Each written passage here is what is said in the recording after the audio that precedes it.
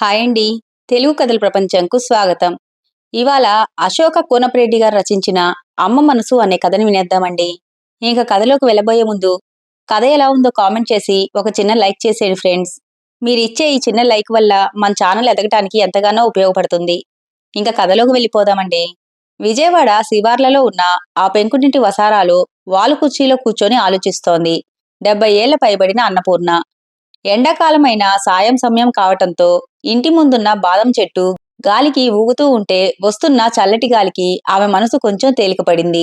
ఇక ఈ రహస్యం నేను దాచుకోలేను అనుకుంది అన్నపూర్ణ. ఆ రోజు 10వ సారి ఇలా అనుకోవటం ఆవిడ. ఇవాళ కొడుకు శంకరానికి ఆ విషయం చెప్పేసి మనవరాలు ఆమని పెళ్లి ఖాయం చేసేయాలి అనుకుంది. సరిగ్గా అదే సమయానికి మిల్లు నుంచి వచ్చిన శంకరం వసారాలో చెప్పులు విప్పి తల్లివంక అభావంగా చూశాడు. ఒక్కగానొక కొడుకైన శంకరం దగ్గరలో ఉన్న ఒక రైస్ మిల్లులో పద్దులు రాస్తూ ఉంటాడు. అతని చాలీచాలని జీతంతో కోడలు శారద ఎంతో నేర్పుగా ఓర్పుగా ఆ కుటుంబాన్ని నెట్టుకొస్తోంది. నిన్న వచ్చిన సంబంధం వాళ్ళు ఫోన్ చేశారా? ఏమన్నారు? అంది అన్నపూర్ణ శంకరం వైపు ఆదుర్దాగా చూస్తూ. అమ్మాయి నచ్చిందంట, కట్నం కూడా వద్దన్నారు. కాని పైఖర్చులకని 2 లక్షలు అడుగుతున్నారు. నా వల్ల కాదని చెప్పేశాను. 50,000 లక్షో అయితే అప్పో సప్పో చేసి తెస్తాను. 2 లక్షలు నేనెక్కడ్నుంచి తెచ్చేది? అన్నాడు శంకరం తల్లివంక చూడకుండా ఎటో చూస్తూ. ఆమనికి పెళ్ళీడు వచ్చింది. సంబంధాలు చూడమని కొద్ది నెలలుగా శంకరాన్ని కోరుతోంది అన్నపూర్ణ. ఇంతకు ముందు వచ్చిన 1-2 సంబంధాలు అమ్మాయికి డిగ్రీ లేదు, ఉద్యోగాలు రావని తిరస్కరించారు. అయితే ఎవరి ద్వారానో తెలుసుకొని నిన్న వచ్చిన సంబంధం అన్ని విధాలా బాగుంది. బంగారు బొమ్మలా ఉండే ఆమని వాళ్ళకి నచ్చింది. అబ్బాయి బాగున్నాడు, బుద్ధిమంతుడు. ఈ సంబంధం ఎలాగైనా ఖాయం చేయాలి అనుకుంది అన్నపూర్ణ. భర్త శేషయ్య బతికున్నన్నాళ్లు తాగుడికి బానిసై ఉన్న కొద్దిపాటి ఆస్తిని ఆమె ఒంటి మీద ఉన్న నగలతో సహా ఆ వ్యసనానికి తగలేశాడు. మరేం పర్లేదు, రేపు వాళ్ళకి ఫోన్ చేసి సంబంధం ఖాయం చేసుకుందామని చెప్పు. 2 రోజుల్లో వచ్చి ముహూర్తాలు పెట్టుకోమను అంది అన్నపూర్ణ కొడుకు కళ్ళలోకి చూస్తూ. శంకరం కొంచెం ఆశ్చర్యంగానూ మరికొంచెం కోపంగానూ తల్లివంక చూశాడు. అంతలోనే తోక తొక్కిన తాచులా ఆమె మీదకు లేచాడు. నీకేమన్నా పిచ్చి పట్టిందా? నువ్వు సంపాదించిన లక్షలేమైనా మిగిల్చావా వాళ్ళకివ్వటానికి? నీ దగ్గర ఏముంది? మెడలో ఓ నూలు తాడు తప్ప. అసలు నా మీద నీకేం ప్రేమ ఉంది? నాకేం మిగిల్చావు? అన్నాడు అసహనంగా. నిజానికి శంకరానికి తల్లంటే అమితమైన ప్రేమ, గౌరవం ఉన్నాయి. కాని పేదరికం, భవిష్యత్తు మీద భయం మనిషిలోని విచక్షణను చంపేస్తాయి. ఉన్న కొద్దిపాటి ఆస్తిని ఒంటి మీదనున్న బంగారంతో సహా అడ్డు చెప్పకుండా తాగుబోతు తండ్రి చేతిలో పెట్టి తనకేమీ మిగల్చలేదన్న అసంతృప్తి శంకరానికి తెలియకుండానే అతనిలో జీర్ణించుకుపోయింది. ఆఖరికి ఆమె కష్టపడి కుట్లు అల్లికలు ద్వారా సంపాదించిన డబ్బుని కూడా భర్త వ్యసనానికి తగలేసింది అన్న బాధ తరచూ వేధిస్తూ ఉండేది. డబ్బుకి కొంచెం కష్టం వచ్చినప్పుడల్లా ఆ అసహనం ఇంకా పెరిగిపోతోంది శంకరానికి. అది గుర్తొచ్చినప్పుడల్లా నాకేం మిగిల్చావ్ అంటూ పదే పదే తల్లిని దెప్పిపొడుస్తూ ఉంటాడు శంకరం. ఒరే శంకరం, అలా అనకురా. నీ మీద ప్రేమ లేదని, నీకేమీ మిగల్చలేదని అనుకోవద్దురా. ప్రతి క్షణం నువ్వు పీల్చే గాలి, నిన్ను బతికించే గాలి నీకు కనబడదురా. మనం నమ్ముకున్న దుర్గమ్మ మనకు ఏనాడూ కనపడలేదురా. కాని ఆ తల్లి చూపిన కరుణ వల్ల మనం బాగానే ఉన్నాం. అటువంటిదేరా తల్లి ప్రేమ. నా దగ్గరున్నది నీకు కనపడనిది అంటున్న అన్నపూర్ణకి దగ్గుతెర వచ్చి ఇక మాట్లాడలేకపోయింది. ఆ, నా మీద ప్రేమ సరేలే. ఒక్కసారి సంబంధం కుదిరితే ఎలాగోలా డబ్బులు తెస్తాళ్లే అనుకుంటున్నావేమో. అది జరిగే పని కాదు. ఈ సంబంధం చేయటం నా వల్ల కాదు అని అరుస్తూ విసురుగా ఇంట్లోకి వెళ్లి ముసుగుదన్ని పడుకుండిపోయాడు శంకరం. కొడుకు మాటలు విన్న అన్నపూర్ణ మనసు బాధగా మూలిగింది. కొడుకుని ప్రేమించలేని తల్లి ఈ లోకంలో ఉంటుందా? కొడుకు కోసం తను జీవితాంతం ఎంత కష్టపడింది. వ్యసనపరుడైన భర్త కుటుంబాన్ని వదిలేస్తే ఆ కుటుంబానికి తానే పెద్ద దిక్కయింది. తల్లి నేర్పిన అల్లికలు, కుట్టు పనులతో రాత్రింబవళ్లు కష్టపడి అవసరమైతే పస్తులుండి కొడుకు పరీక్ష ఫీజులు కట్టింది. ఒక యజ్ఞంలా భావించి వాడిని డిగ్రీ చదివించి వాడిని ఒక ఇంటివాడిని చేసింది. నిజమే, భర్త వ్యసనానికి బానిసై డబ్బు అడిగినప్పుడల్లా కాదనలేకపోయింది. అది ప్రేమ, భయమా, నిరాసక్తత లేక చేతకానితనమా? ఏమో తనకే తెలియదు. అయినా కొడుకు అలా అంటాడే కాని తనంటే వాడికెంతో ప్రేమ. తనకి ఒంట్లో చిన్న నలత చేస్తే విలవిలలాడిపోతాడు.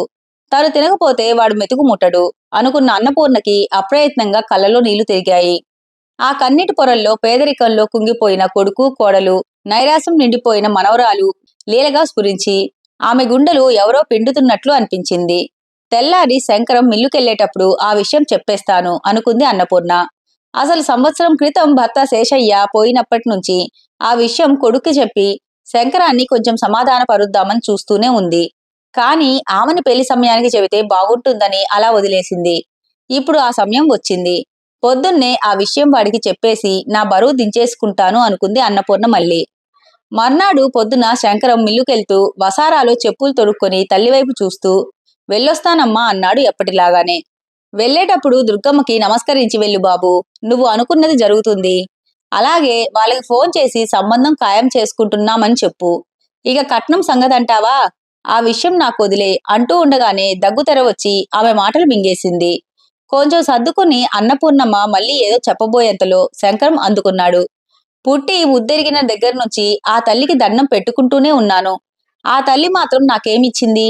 సరే, అలాగే పెట్టుకుంటాలే, కాని ఆ సంబంధం మాత్రం ఖాయం చేయటం కుదరదు అంటూ చిరాకుగా మొహం పెట్టుకుని పెద్ద పెద్ద అంగలేసుకుంటూ వీధిలోకి వెళ్ళిపోయాడు. అది కాదురా శంకరం, ఇలా రా, నీకో మాట చెప్పాలి అని నీరసంగా ఆయాసపడుతూ అంటున్న అన్నపూర్ణమ్మ మాటలు గాలిలో కలిసిపోయాయి. బతువు భారంతో వంగిపోయిన చెట్టులా దూరంగా వెళ్తున్న శంకరాన్ని చూసి అన్నపూర్ణమ్మ గుండె తరుక్కుపోయింది. ఆమె కళ్ళలో నీళ్లు ధారలు కట్టాయి. అంతలోనే సర్దుకొని, అయినా ఇంకెంతసేపు, సాయంత్రం వాడు రాగానే ఆ విషయం కాస్త చెప్పేస్తే వాడి కష్టాలు తీరిపోతాయి. డబ్బుకి కష్టం వచ్చినప్పుడు అలా మాట్లాడతాడే గాని వాడి మనసు వెన్న, పిచ్చి నాగన్న అనుకుంది. అందులోనే గుండెల్లో కొంచెం మంటగా అనిపిస్తే గుండె మీద చేత్తో రాసుకుంటూ అలసిపోయిన శరీరానికి మనసుకి కొంచెం విశ్రాంతి కోసం వాలుకుర్చీలో బాగా వెనక్కి వాలి కళ్ళు మూసుకుంది అన్నపూర్ణమ్మ. సాయంకాలం మిల్లు నుంచి ఇంటికి వస్తూ దూరం నుంచి ఇంటి ముందు గుంపుగా ఉన్న జనాన్ని చూసిన శంకరం మనసు ఏదో కీడును శంకించింది. ఆతృతగా ఇంటి వాకిట్లోకి వచ్చాడు. వసారాలో వేసిన నులక మంచం మీద అన్నపూర్ణమ్మ నిర్జీవంగా పడి ఉంది. పక్కన కూర్చొని భార్య శారద, కూతురు ఆమెని బోర్మని విలిపిస్తున్నారు. రోజు తన కోసం గుమ్మంలో వాలుకుర్చీలో కూర్చొని ఎదురు చూస్తూ తను రాగానే ఆప్యాయంగా పలకరించే అమ్మ అలా నిర్జీవంగా ఉండటం చూసిన శంకరం గుండె మొక్కలైంది. నన్నొంటరిని చేసి వెళ్ళిపోయావా అమ్మా? నీ మనవరాలి పెళ్లి గురించి అంత తాపత్రయపడ్డావు, దాని పెళ్లి చూడకుండానే వెళ్ళిపోయావా అమ్మా అంటూ తల్లి శవం మీద పడి గుండెలు పగిలేలా ఏడవసాగాడు శంకరం. అంతలో అదే వీధిలో ఉండే శాస్త్రిగారు వచ్చి శంకరం భుజం మీద చెయ్యి వేశారు. ఈ ఎండలకి గాలులకి తట్టుకోలేకపోయింది బాబు పెద్ద ప్రాణం. గంట క్రితం గుండె ఆగి చనిపోయింది. బాధపడవద్దు, జరగవలసినది చూడు అన్నారు బాధ్యతను గుర్తు చేస్తూ. స్నేహితులు శాస్త్రి గారి సాయంతో ఆ రోజు తల్లి అంత్యక్రియలు ముగించి ఇల్లు చేరిన శంకరానికి వసారాలో ఖాళీగా ఉన్న వాలుకుర్చీ చూసేసరికి తల్లి గుర్తుకు వచ్చి గుండె చెరువయ్యింది. అలా ఏడుస్తూనే తెల్లవారుజామున ఎప్పుడో మగధ నిద్రలోకి జారాడు శంకరం. శంకరానికి మెలకువ వచ్చేసరికి రెండో రోజు కార్యక్రమం చేయటానికి వచ్చిన సిద్ధాంతి గారు వసారాలో కూర్చొని ఉన్నారు. శంకరం స్నానం చేసి సిద్ధాంతి గారితో కలిసి కృష్ణానది తీరాన తల్లిని దహనం చేసిన ప్రదేశానికి చేరుకున్నాడు. ఎండల వేడికి తల్లికి పెట్టిన చితి పూర్తిగా ఒక్క కర్రపుల్ల కూడా మిగలకుండా కాలిపోయి బల్లపరుపుల ఒక అంగుళం మందమైన చితాభస్మంగా మారిపోయింది. ముందుగా సిద్ధాంతి గారు శంకరాన్ని చితికి ఒక పక్కన కూర్చోబెట్టి పూజ చేయించారు. ఆ తరువాత ఆయన ఇంకో పక్క కూర్చొని ఒక చిన్న కర్రపుల్ల శంకరం చేతికిచ్చి తల్లిని చితి మీద ఏ విధంగా పడుకోబెట్టారో అలాగే ఆ చితాభస్మం మీద తల, కంఠం, కడుపు, చేతులు, కాళ్ళు భాగాలుగా వచ్చేలా బొమ్మ గీయమన్నారు. తనతో తెచ్చిన 5 మట్టి కుండల్ని శంకరానికిచ్చి ఆ బొమ్మలోని ఒక్కొక్క భాగం నుంచి అస్థికల్ని ఏరి కొంచెం కొంచెం ఒక్కో కుండలో వేయమన్నారు. శంకరం అలాగే చేస్తూ సరిగ్గా కంఠం భాగంలో అస్థికలు ఏరుతూ ఉండగా తలతల్లాడుతూ లావుపాటి గొలుసు ఒకటి బయటపడింది. సిద్ధాంతి గారు దాన్ని చూస్తూ, లక్షలు ఖరీదు చేసే బంగారు గొలుసు బాబు, నూలు అల్లిక తాడే కదా అని ఆమె నుంచి నిన్న దాన్ని వేరు చేయలేదు. ఆ గొలుసు ఎవరికీ కనపడకుండా మరెవరికీ దక్కకుండా నీకు మాత్రం అందేటట్లు చేసినట్టుంది ఆ తల్లి. అమ్మ మనసు అంటే అదే బాబు. మంచులా తాను కరిగిపోతూ అన్నీ తానై పిల్లల అవసరాల్ని తీరుస్తోంది. అందుకే జన్మజన్మలకి ఆ రుణం తీర్చుకోలేనిది అంటున్నాడు వేదాంత ధోరణిలో.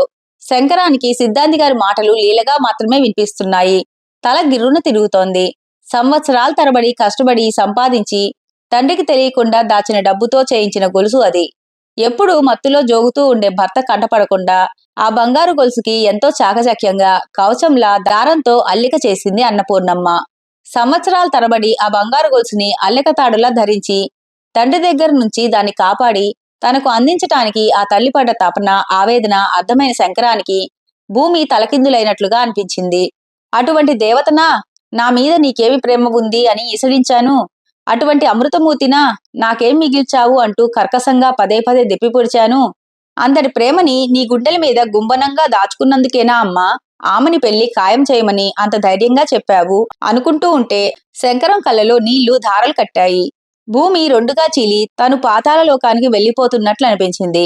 చనిపోయి నీ మనవరాలి పెళ్లి జరిపిస్తున్నావు కదమ్మా, నీ రుణం ఎన్ని జన్మలెత్తినా తీర్చుకోలేనమ్మా. నేనోడిపోయానమ్మా. నిజానికి ప్రతి కొడుకు అమ్మ మనసు అర్థం చేసుకోలేక జీవితాంతం ఓడిపోతూనే ఉంటాడమ్మా అనుకుంటూ కుమిలి కుమిలి ఏడ్చాడు శంకరం. ఇంతలో సిద్ధాంతి గారి పిలుపు విని ఉలిక్కిపడి ధారగా కారుతున్న కన్నీళ్లు తుడుచుకున్నాడు. రేపే వాళ్ళకి ఫోన్ చేసి ఆ సంబంధం ఖాయం చేస్తానమ్మా అనుకుంటూ తల్లికి మనసులోనే నమస్కరించుకొని ఆ మందపాటి బంగారు గొలుసుని చేతిలో గట్టిగా అదిమి పట్టుకుని తల్లి అస్థికలతో కృష్ణా ప్రవాహం వైపు నడవసాగాడు శంకరం. నిజంగా తల్లి ప్రేమ అంతులేనిది కదండి. ఇంతటితో కథ కంచికి మనం ఇంటికి. ఈ కథ కనుక మీకు నచ్చినట్లయితే లైక్ చేసి, షేర్ చేసి, కామెంట్ చేసి మన ఛానల్కి సపోర్ట్ చేసేయండి ఫ్రెండ్స్. ఇక ఉంటానండి. By by.